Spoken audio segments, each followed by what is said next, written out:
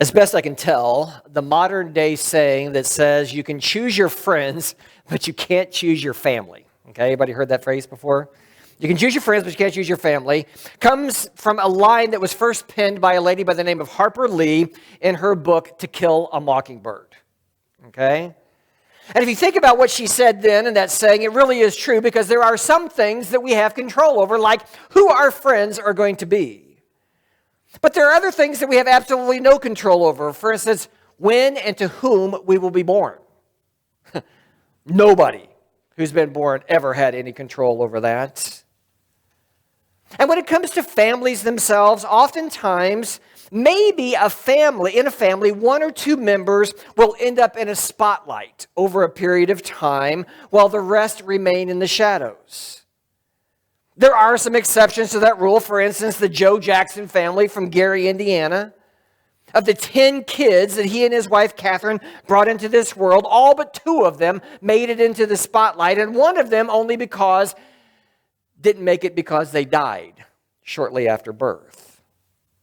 But the names Rebby, Jackie, Tito, Jermaine, LaToya, Marion, Michael, Randy, and Janet are probably all names that we know, or at least we've heard of, because each found their way into the musical spotlight, maybe because of the last name of their family, but a lot of them had a lot of talent as well.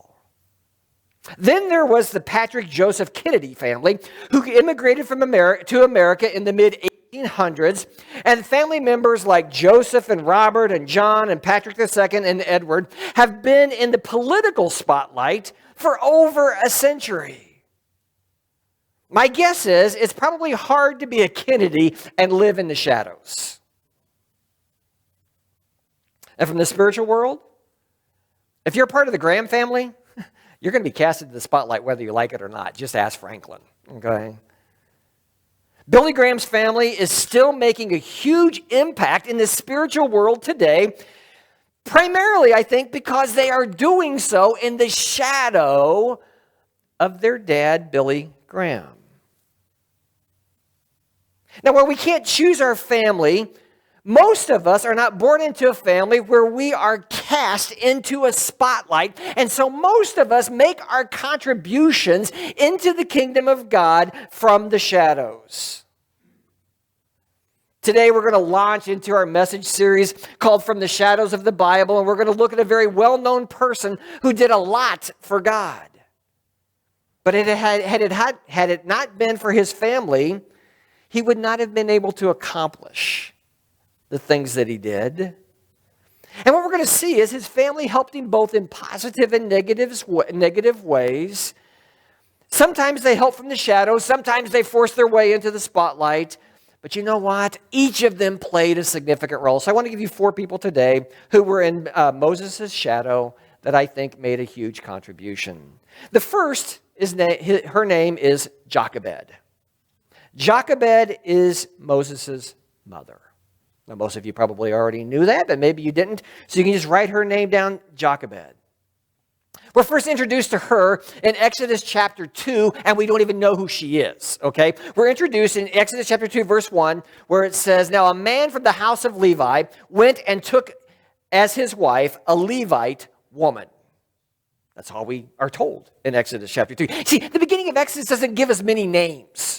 It gives us Moses' names. It gives us the names of those midwives that I read earlier. But for the most part, as Moses wrote the book of Exodus, he didn't give a lot of first names. He just referred to people as a Levite woman or a Levite man.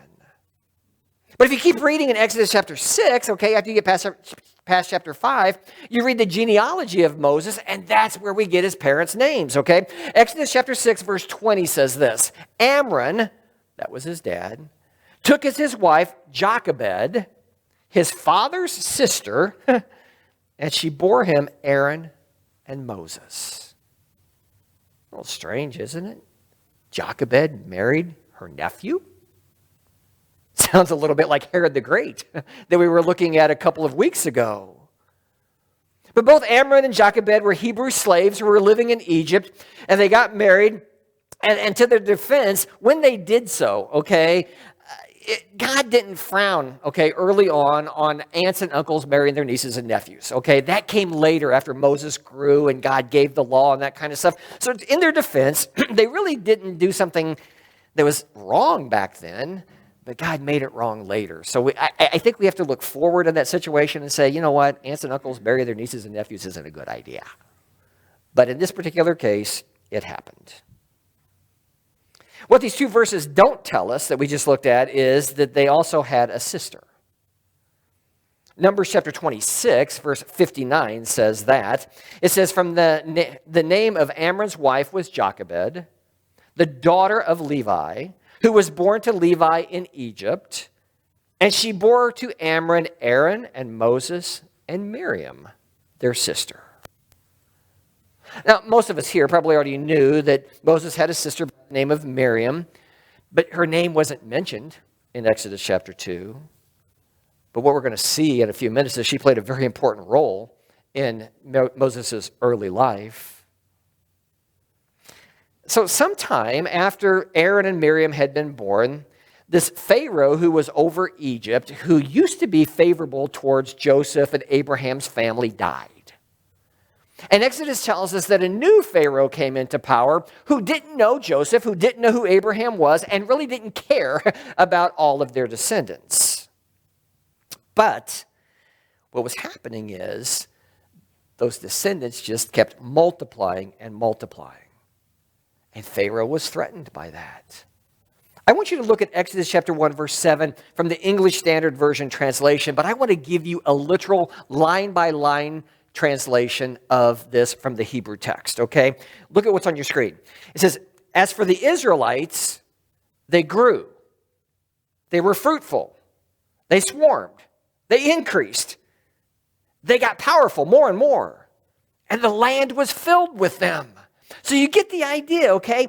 This group of people just kept on growing. And the Pharaoh looked at this part of the region. Now, were Abraham's descendants overtaking all of Egypt? No, nobody thinks that. But at least in this particular region that they were living in, they were becoming very populated, very strong. And Pharaoh's thought was all it would take would be an opposing army to come in and for them to side with this army, and I would lose this part of my kingdom. They were multiplying fast and furious, and so his solution was genocide that I read about earlier, okay, out of Exodus chapter 1. But the result, as we read in Exodus 1, wasn't that the Hebrews began to decrease in size over time. They just continued to increase. So Pharaoh's next edict was what I read earlier, which was every male child should be cast into the Nile River. Have you ever thought about why the Nile? Well, obviously it was accessible, but you got to go deeper than that. The Nile was one of the Egyptians' gods. They worshipped the Nile. And so what they were doing is they were basically sacrificing these Hebrew children to their God, hoping that he then would make things go better for them. How many times in the Old Testament do we read about pagan nations sacrificing babies to their gods? Exactly the same thing that's taking place here in the book of Exodus. But it still didn't work. And part of that was some of the cunning and wisdom of people like Jochebed. Look with me at Exodus chapter 2, verse 2, okay? This is the birth story of Moses that you're probably familiar with. It says, the woman conceived and bore a son, and when she saw that he was a fine child, she hid him 3 months. When she could hide him no longer, she took for him a basket made of bulrushes and dabbed it with bitumen, how do you say that, and pitch. She put the child in it and placed it amongst the reeds by the river bank. And his sister stood at a distance to know what would be done to him. Now, Jochebed gave birth to Moses either with the help of or without the help of a midwife, and she hid him, okay, for a number of months. But when she could no longer do so, here's what I think is really cool. She didn't just take a basket and put him in the water. She made an ark for Moses to float in. The same exact Hebrew word that's used in Exodus 2 is the same word that's used in Genesis chapter 6 for Noah to build this huge ark for all of the animals and his family.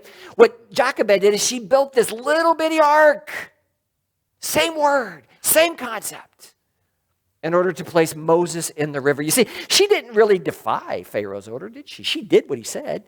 She didn't throw him in the river. She just put him in an ark and set him to float in the river in a point where she knew that his daughter would bathe.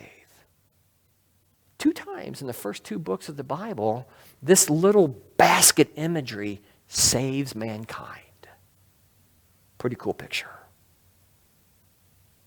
She very strategically placed him so that Pharaoh's daughter would notice him, and she did. I think the part about having Miriam standing by, and keep in mind, Miriam was probably 6 or 7 years old at the time. And Jochebed had told Miriam, tell me what happens to the baby. I think that's just a genius mom right there. I think Jochebed is just a genius. Because Pharaoh's daughter saw the ark, saw Moses inside of it, called her attendants, had them come and retrieve the ark from the water. And it was then that Miriam goes back to her mom, and probably with her mom's coaching, she goes back to Pharaoh's daughter and says, hey, would you like for me to get someone from the Hebrew people to nurse this child? In the Hebrew, there's one word that Moses' daughter says. Go. That's all she said. And so Miriam goes, and guess who she gets? Jochebed. Jochebed is the one, her mom, the father of the baby, is the one who's brought to Moses to nurse and to take care of him. Only God can write a script like that. Jochebed not only snatched her son from the depths of, from the jaws of death, she got to nurture him probably until he was 5 or 6 years old. And the best part, she got paid for it. She wouldn't have gotten paid otherwise.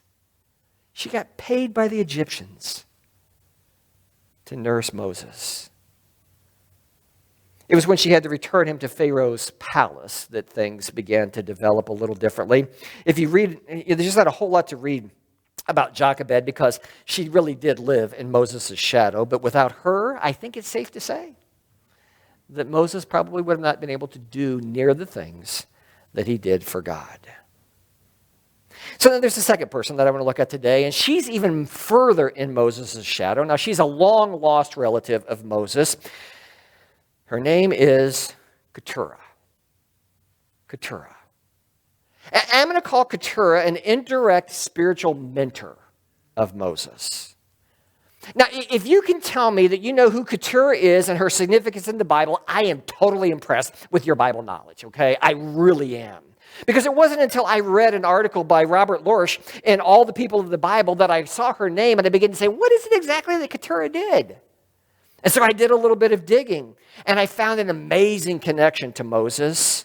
You see, Keturah was Abraham's second wife. Gotta go back a few years. Keturah was Abraham's second wife, and we read in Genesis chapter 23 that Abraham's first wife, Sarah, died. In chapter 25, verse 1, look at what we read. Abraham took another wife whose name was Keturah. If you keep reading on in 1 Chronicles in the Old Testament, and you're going to see a list of Abraham's kids through Keturah, and you're going to see that she's mentioned merely as a concubine. She wasn't just a concubine of Abraham. She was a wife. She was his second wife. You got to keep in mind this. In the Hebrew culture, and back in those days, if you were the first wife, you got all the privileges, you got all the honors. Okay? Second wives, you were just kind of looked at as a concubine. You didn't have near the legal clout and authority that the first wives did. But the Bible makes sure that we're told that Keturah bore Abraham 6 sons. The most important was a son named Midian. from which the clan or the country of the Midianites came about. That name should sound familiar to you. After a while, the Midianites were enemies with Israel, but at least at the beginning, they were very accepting and accommodating of one another. So fast forward, how does all this play into Moses' life? Well, remember, when he was grown up, he was in Pharaoh's court. He goes out one day, and he sees an Egyptian overlord mistreating one of his fellow Hebrews, and what does he do? He kills that Egyptian. Doesn't think anybody sees him, but next day he figures out, okay, the Israelites know about it, everybody else is going to know about it.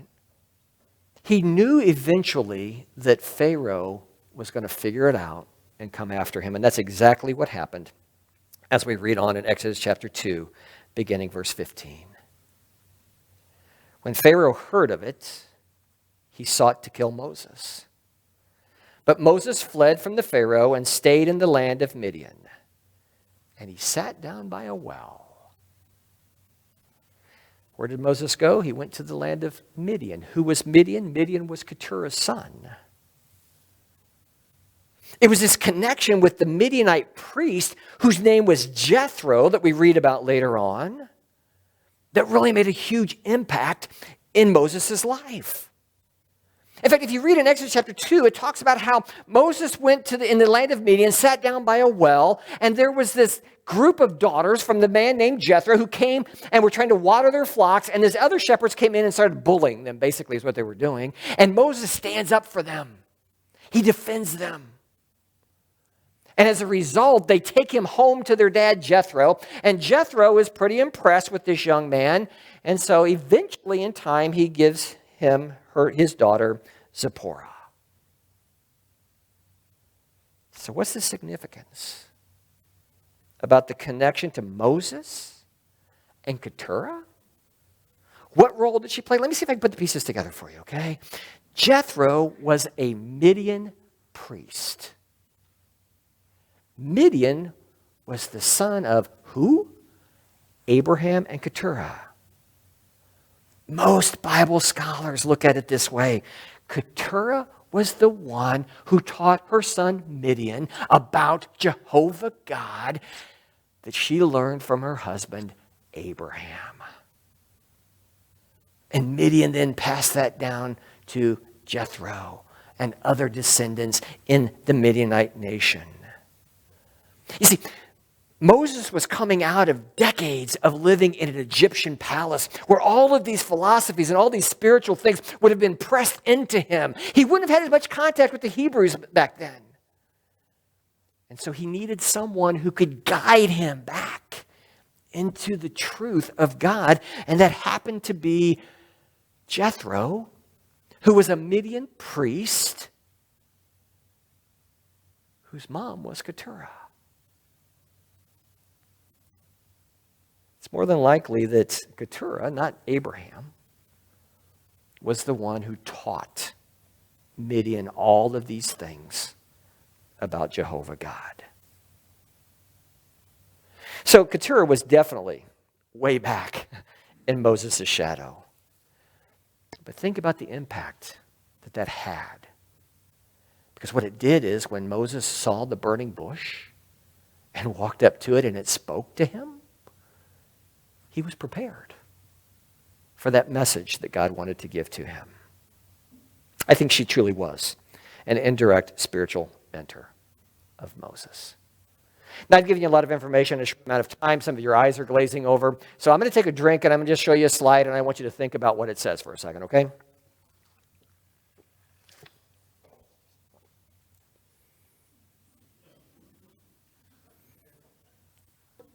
How many of you don't know what Instagram is? I'm just saying, okay, so if you have grandma on speed dial, she's definitely an Instagram, okay? I thought that would go over much better than it did. Maybe I should have done the one I cut. Okay, I'm going to do the one that I don't. A couple elders are here. Yeah, well. So one day in church, Grandpa whispers at Grandma, I just let out a silent fart. What do you think I should do? And the grandma replies, put a new battery in your hearing aid. Yeah, about the same. Okay. Keyword there being silent. Okay. At least in his mind. Okay. Okay, I need another drink.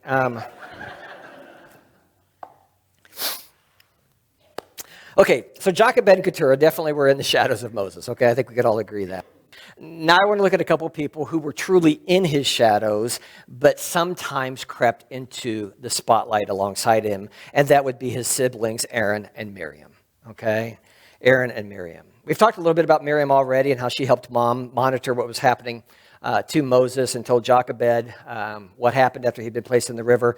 But you know what? There's a whole lot more information, especially about Aaron in the Old Testament than there is Miriam. The first time that we hear about Aaron really is when we are told that he's a good public speaker, and that's from God himself. Because Moses is trying to weasel himself out of being God's leader, okay, for his people. And so God himself points out one of Aaron's great talents. Look at that with me in Exodus chapter 4, verse 14. Note the beginning of this verse. The anger of the Lord was kindled against Moses. And he said, "Is there not Aaron, your brother the Levite? I know that he can speak well. Behold, he is coming out to meet you, and when he sees you, he will be glad in his heart." And so, as you know, there was the connection between Aaron and Moses, so that Aaron accompanied Moses when he confronted Pharaoh. And Aaron was used in some pretty powerful ways on his own, was he not? The whole Jewish priesthood came out of Aaron's family. There were times when he was in the spotlight. God shone the light on Aaron, and good things happened. He played a significant role in God's plan. But there were also times when I'm sure both God and Moses had wished that his siblings would have just stayed in the shadow. Because it was like when they got out of the shadow and into the spotlight, that's when things didn't go very well. The most notorious one being when Moses is on Mount Sinai receiving the law from God. And Aaron is down below with all the people. Look with me at what Exodus chapter 32, verse 1. When the people saw that Moses delayed to come down from the mountain, the people gathered themselves together to Aaron and said to him, "Up, make us gods who shall go before us. As for this Moses, the man who brought us up out of the land of Egypt, we do not know what's become of him." So Aaron said to them, "Take off the rings of gold that are in your ears of your wives and your sons and your daughters, and bring them to me." So all the people took off the rings of gold that were in their ears and brought them to Aaron. And he received the gold from their hand and fashioned it with a graving tool and made a golden calf. And he said, "These are your gods, O Israel. These are the ones who brought you out of the land of Egypt." Now I want you to think for a moment. If you ever question whether or not God is gracious, think about Aaron. Aaron led the Israelites in defying 2 of the 10 commandments that Moses was bringing off the mountain, okay? And yet God showed him grace and used him in some pretty powerful ways. But that wasn't the only time that Aaron got in a little trouble with God. Turn with me to Numbers chapter 12, and this time his sister is involved in it as well. Numbers chapter 12, verse 1 says this: "Miriam and Aaron spoke against Moses because of the Cushite woman whom he had married, for he had married a Cushite woman. And they said, 'Has the Lord indeed spoken only through Moses? Has he not spoken through us also?' And the Lord heard it. And the man Moses was very meek, more than all the people who were on the face of the earth. And suddenly the Lord said to Moses and to Aaron and to Miriam, 'Come out, you 3, to the tent of meeting.'" Man, talk about getting called to the principal's office. And the 3 of them came out. And the Lord came down in a pillar of cloud and stood at the entrance of the tent and called Aaron and Miriam, and they both came forward, brave souls. And he said, "Hear my words. If there is a prophet among you, I, the Lord, make myself known to him in a vision. I will speak with him in a dream. Not so with my servant Moses. He is faithful in all my house. When with him, I speak mouth to mouth clearly, and not in riddles. And he beholds the form of the Lord. Why then are you not afraid to speak against my servant Moses? And the anger of the Lord was kindled against them, and he departed. Man, they were in trouble. And the consequence is that Miriam contracted leprosy as a result of her actions. Aaron begs Moses to ask God to heal her. He finally does, but God says, you know what? She needs a 7-day timeout. So she's put outside the camp of Israel for 7 days as she recovers from this leprosy. And then she's brought in and restored. The only other thing we really know about Miriam in all of the Old Testament, we read about her being a very good singer and dancer. Okay, and she could play a mean tambourine. Look with me at Exodus chapter 15 says this. Then Miriam, the prophetess, she became a prophetess, the sister of Aaron, took a tambourine in her hand, and all the women went out after her with tambourine and dancing. Then Miriam sang to them, sing to the Lord, for he has triumphed gloriously. The horse and his rider he has thrown into the sea. She did that immediately after they had crossed the Red Sea, the Israelites were safe, and all of the Egyptians were drowning in the Red Sea. Do you see a connection? Pharaoh told the Hebrews to put their babies in the Nile. The Nile is a large body of water that feeds a lake. And all of a sudden, thousands and thousands of Egyptian soldiers die in that water that's fed by that river. Neither Miriam nor Aaron were always in Moses' shadow, but it really seems they did their best work when they stayed in the shadows. So from these four today who lived in the shadow of Moses, what are some things that we can learn from them that we might be able to apply to our lives? The first one is this: be faithful and allow God to orchestrate the details of life's difficult situations. The best thing we can do is to be faithful to God. Keturah, no doubt, was the primary caregiver of Abraham's sons, and she made sure that she told them about the one true God.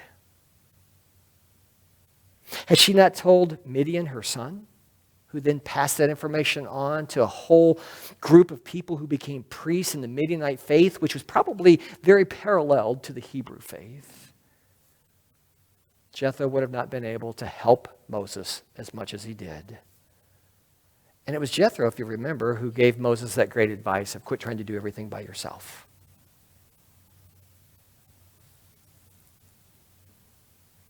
I don't think we should ever underestimate the power of planting righteous seeds in our kids and in our grandkids. Because only God knows if someday those seeds are going to grow, maybe way down the line. Jochebed, she did everything she could to protect her baby, just like any mother would. Being the daughter of the family, being the daughter of Levi, she'd heard about God's faithfulness. Her main goal was to be faithful to God and to save her little boy. Aaron and Miriam, yeah, that's where we see the problem, isn't it? When they wanted to force their way into the spotlights, things didn't go well. It's not a bad thing to be in the spotlight if God calls you there to do something. But let's be very careful when we're in the spotlight that we're not doing something that we want to do or that the people want us to do, but we're doing what God wants us to do. Which leads to the second lesson that I think we can learn from these people, and that is that we need to discern what God wants from you and then be content in those things. Both Aaron and Miriam were used by God to do some really important stuff. Most of the time it was when they were standing in Moses' shadow. Sometimes we're not supposed to be playing first chair in the orchestra. We're supposed to be playing second chair or third chair. In Moses' absence, they took it upon themselves to do what they think God wanted, but it wasn't. Let me say it again. Sometimes God will push us out of the spotlight and into the shadows because that's where he needs us to be. But other times he will push us out of the shadows and into the spotlight because that's where he needs us to be. If we're in the spotlight, then we have to be content with the idea that God's going to give us whatever we need in order to do what he wants us to do. Being in the shadows, being in the spotlight, both are fine. We just have to learn how to be content with where God places us.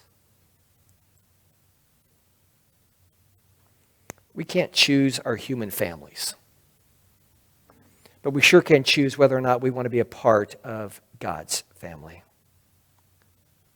And when we choose to be a part of God's family, for the rest of our lives, we're going to be living in the shadow of Jesus Christ.